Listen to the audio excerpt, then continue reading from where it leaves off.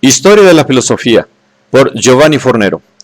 Volumen 4, 158, parte octava.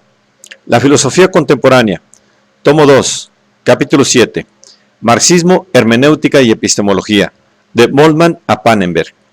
1022. Epistemología y teología. Pannenberg y el método de disputa teológico contemporáneo. Uno de los aspectos más importantes de la teología actual lo representa su encuentro-choque con la epistemología. Abierto por el trabajo de Gerhard Sauter de 1970, el nuevo Methodenstreit teológico sigue al conocido Methodenstreit sobre la sociología, que ha tenido como protagonistas en los años 60 a los filósofos del racionalismo crítico y de la Escuela de Frankfurt. El documento más significativo de dicho debate es Wissenschaft Theory and Theology, 1973, de W. Pannenberg, una obra poderosa en la cual el teólogo de Stettin desarrolla el motivo, ya presente en su pensamiento desde sus inicios, de una sustancial conformidad de la teología con las exigencias y los métodos de la razón. El punto de partida de Pannenberg es la tesis de la necesidad vital, por parte de la teología, de interrogarse críticamente sobre sí misma y sobre sus propios títulos de cientificidad, so pena de su misma supervivencia académica y cultural. En efecto, la radicación institucional de la teología en la universidad parece extremadamente incierta y el último derecho que ella puede aducir es el basado en la situación de hecho. Este hecho institucional remite, en último análisis, a la concepción medieval del sistema de las ciencias y de la universidad.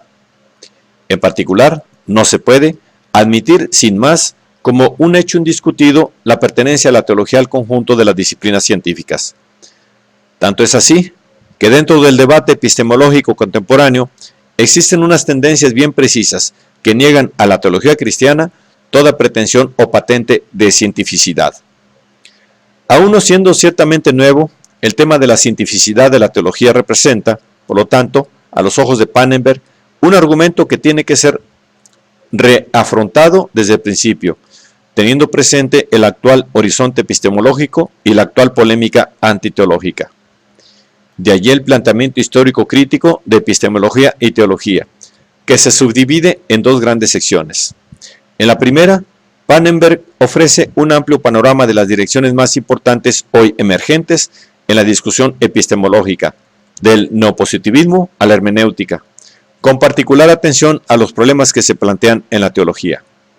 En la segunda, capítulos 4 y 6, nuestro autor estudia en qué sentido es posible la teología como ciencia, cuáles son las notas características de la cientificidad que ella tiene en común con las ciencias y en qué consiste su peculiaridad respecto a las otras ciencias. Pannenberg abre su discurso con el ataque neopositivista a la metafísica, que se configura como el presupuesto histórico-cultural del posterior Methodenstreit teológico. El positivismo lógico, por lo menos por cuanto se refiere a su primera fase, la del Círculo de Viena, pero también del primer Wittgenstein, ha considerado que una proposición tiene sentido si se pueden indicar los datos de hecho que podrían verificarla. Y puesto que la metafísica y la teología no están sujetas a dicha condición metodológica, resultan sin sentido. A decir verdad, para Carnap, la palabra Dios ha tenido sentido en una fase histórica pasada, a saber, la marcada por el pensamiento mítico, cuando todavía se pensaban los dioses como naturalezas físicas existentes en el Olimpo, en el cielo o en el mundo subterráneo. En cambio, desde el momento en que la metafísica ha sustraído a Dios de cualquier relación con la realidad física, esta palabra ha perdido su significado originario, sin recibir otro. En consecuencia, el lenguaje de los teólogos, según Carnap, estará destinado a oscilar permanentemente entre el uso mitológico de la lengua y su vaciado metafísico. El lenguaje mitológico sobre Dios, en el cual se atribuye a Dios una relación con el mundo empírico, está sujeto a la crítica de la ciencia. Por eso la teología busca siempre replegarse sobre la separación metafísica de Dios de la realidad de la existencia.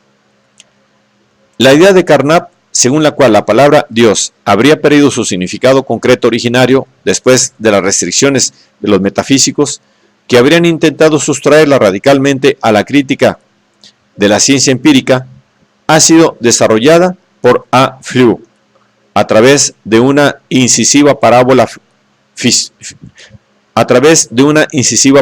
filosófica. Había una vez, cuenta Flew, dos exploradores, y he aquí que llegan a un claro en la jungla, donde crecen muchas flores y muchas hierbas. Uno de los dos dice: debe haber por fuerza un jardinero que cuide este claro. El otro discrepa: no hay ningún jardinero. Entonces levantan sus tiendas y organizan unos turnos de vigilancia, pero no se ve ningún jardinero. Quizás, hipotetizan, se trata de un jardinero invisible. Así pues, levantan una valla con alambre de púas, hacen pasar por él una corriente eléctrica, inspeccionan los alrededores con sabuesos. En efecto, se acuerdan de cómo el hombre invisible de Wells se puede oír y tocar, pero no se ve. Pero no se oye ningún grito de ningún intruso que haya recibido la descarga eléctrica, ni ningún movimiento de la valla que traicione a alguien que intentara pasarla a escondidas. Los sabuesos no ladran nunca. No obstante esto, el creyente no está aún convencido. Hay un jardinero, invisible, impalpable, insensible a las descargas eléctricas, un jardinero que no huele, que no hace ruido, un jardinero que viene a escondidas y que cuida el jardín que ama. Al final, el escéptico se desespera. Pero, ¿qué queda de tu primitiva afirmación?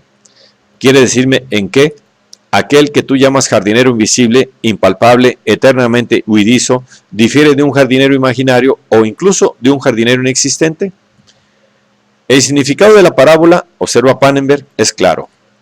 Si la afirmación de la existencia de Dios se sustrae a cualquier control empírico, no se le puede atribuir ningún sentido, y Dios muere de verdad, como dice Flew, de la muerte de las 1000 cualificaciones.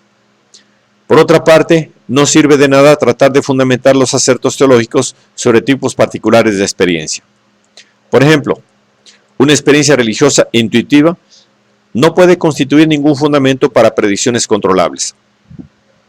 Presuntos eventos sobrenaturales deben a su vez ser explicados de un modo natural, como también las experiencias acertadas de visiones. No se puede sostener tampoco la tesis de D. Cox, según la cual la palabra de Dios se fundaría en la experiencia de encuentros con Dios, en cuanto en tales encuentros no se trata de una experiencia controlable a nivel intersubjetivo, que pueda ser distinguida de las ilusiones y revelarse útil a la verificación de las aserciones. Llegado a este punto, observa nuestro autor, si la teología no quiere renunciar del todo a hablar de Dios, le quedan solamente dos caminos. El primero, sugerido ya por A.J. Ayer, en Language, Truth and Logic, 1936, consiste en decir que las proposiciones religiosas y teológicas no afirman, sino que expresan algo. Esto es lo que han intentado hacer, por ejemplo, R.B. White, declarando que las tesis religiosas sobre Dios manifiestan solo el compromiso ético del hombre. R. Hepburn, afirmando que las proposiciones religiosas tienden únicamente a consolidar la moralidad mediante parábolas. R. M. Hart, que ha reducido las proposiciones de la fe a una determinada actitud, el llamado Blick, en relación con el mundo. P. M. Van Buren, que ha contestado el sentido cognitivo del lenguaje evangélico, remitiéndose a la teología del Blick. La segunda vía de salida consiste en el rechazo crítico del principio neopositivístico de la verificación. Como es sabido, el positivismo lógico ha sido puesto en crisis por Karl Popper, que ha sustituido el criterio de la verificación por el de la falsificabilidad. Sin embargo, aún no condenando las proposiciones metafísicas a la insignificancia, la teoría epistemológica de Popper no ha resultado globalmente más favorable a la teología, como lo demuestra la discusión entre racionalismo crítico y teología, llevada por el discípulo de Popper, William Barclay. Este último, en The Retreat to Commitment, 1961, ha sostenido que la teología protestante contemporánea ha realizado una especie de afilosofía, huida al compromiso, por más que tratando de ofrecer una apariencia de justificación racional a su propio compromiso extrarracional a través del llamado argumento del tú también. según el cual el teólogo procedería exactamente como el matemático o el físico, los cuales parten de axiomas o hipótesis que no pueden ser demostrados. Bartlett piensa que el argumento del tu quoque, o tú también, posee plausibilidad únicamente frente al empirismo y al racionalismo. En efecto, dichas corrientes filosóficas, como han demostrado Popper en On the Sources of Knowledge and of Ignorance, 1960, en la forma de su estructura argumentativa, están aún ligadas al modelo cognoscitivo de la revelación, en cuanto pretenden partir de una fuente conocida de por sí, de todo saber. Solo que esta fuente no es ya la autoridad de la Biblia, sino las percepciones de los sentidos o las certezas intelectuales captadas de manera clara y distinta. En cambio, el racionalismo pancrítico de Popper, al no estar ya sujeto a la objeción del tu quoque, o tú también, bloquearía toda escapatoria teológica. Frente a él, no se puede decir que también el racionalista presupone en todas las argumentaciones un punto de partida elegido de modo irracional. Esto significaría, en efecto, querer considerar como tal también la pura participación en la argumentación y en la crítica. La polémica de Bartlett sobre el argumento del tú también ha influido también sobre otros críticos de la teología. Por ejemplo, sobre Hans Albert, autor de una obra en 1968, el cual ha declarado: 1. Que la teología no es una empresa crítica, sino principalmente hermenéutica, y por lo tanto afectada, como toda hermenéutica, por un procedimiento que enfatizan un determinado texto en lugar de destruirlo críticamente. 2. Que en su intento de salvar a toda costa la idea de Dios, la teología recurre a una estrategia de inmunización, en virtud de la cual la idea de Dios es constantemente resguardada de posibles falsificaciones. En conclusión, en lugar de abandonar la fe en la existencia de criaturas que podrían tener un rol esencial solo en teorías fallidas y superadas, la teología intentaría modificar el concepto de Dios de manera que no la pueda alterar el variar de las concepciones cosmológicas.